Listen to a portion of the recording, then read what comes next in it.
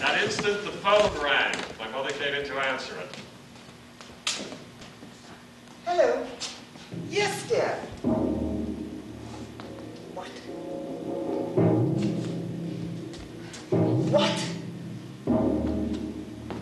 What? They did what?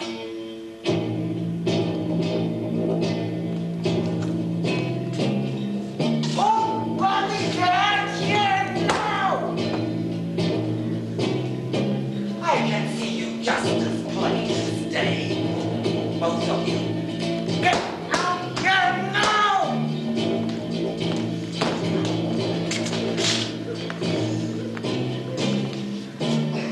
Bobby, I think you better go home. Yes, ma'am. Right now. I'm going over to Bobby's too. Yeah. Yeah.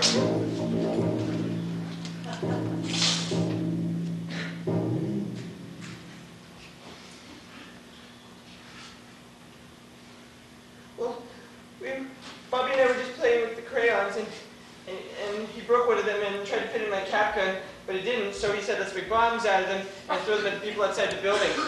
I love you, Mom, I'm sorry. Me on this day that's very special. Go to your room right now and stay there. And no subtlety, young man.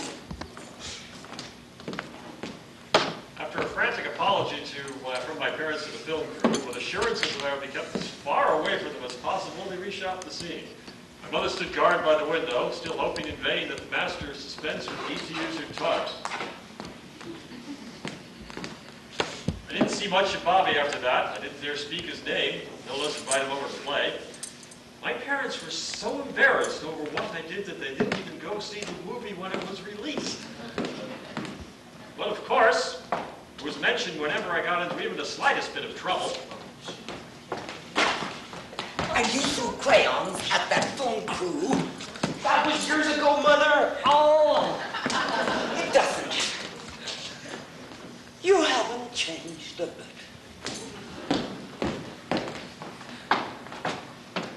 But one day, 10 years after the awful incident, my mother came up to me with an odd gleam in her eye.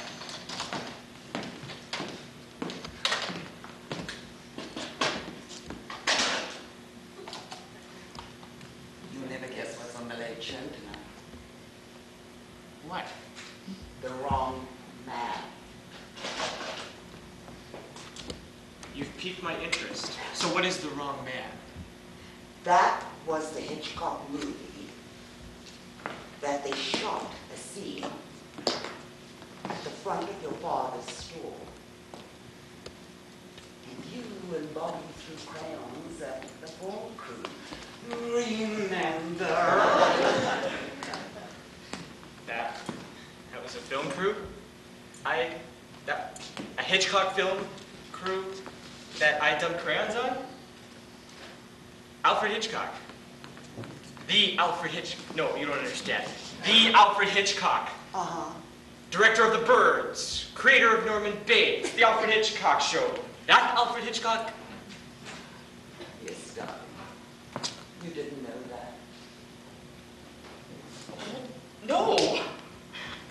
Man, no wonder you were so mad at me. I'm surprised you didn't kill me for that. I should have done.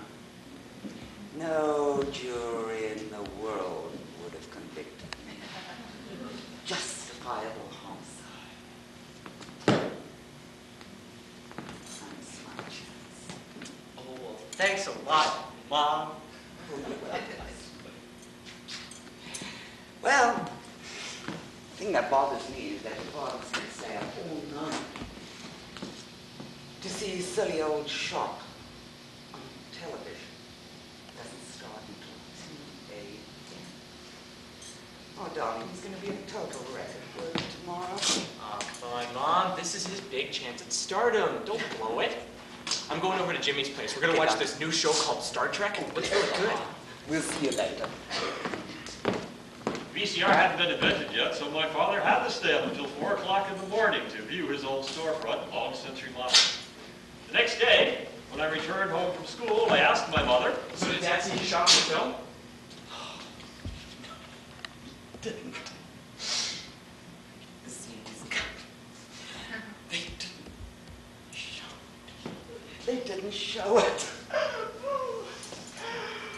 Dad. He stayed up all night for that thing. That kills me. And all that fuss and bother on the last day of the shoot. It's all for nothing. But you want to know what else was for nothing? What?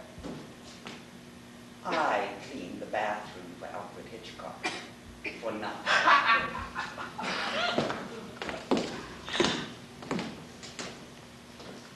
10 years later, in Los Angeles, I took a tour of Universal Studios. The tour guide pointed to a cottage on the lot where Alfred Hitchcock was working on a film. I wanted to break from the tour group, bang on the door, and tell him how sorry I was for ruining his shot. But I'd already interrupted one of his films, and I didn't want to do it again. A month later, he was dead. I missed my chance to personally apologize to the master of suspense. But it really didn't matter, for I had already been forgiven by the good laugh my mother and I had over the scene that was never used, about what was, up until then, the worst thing I ever did.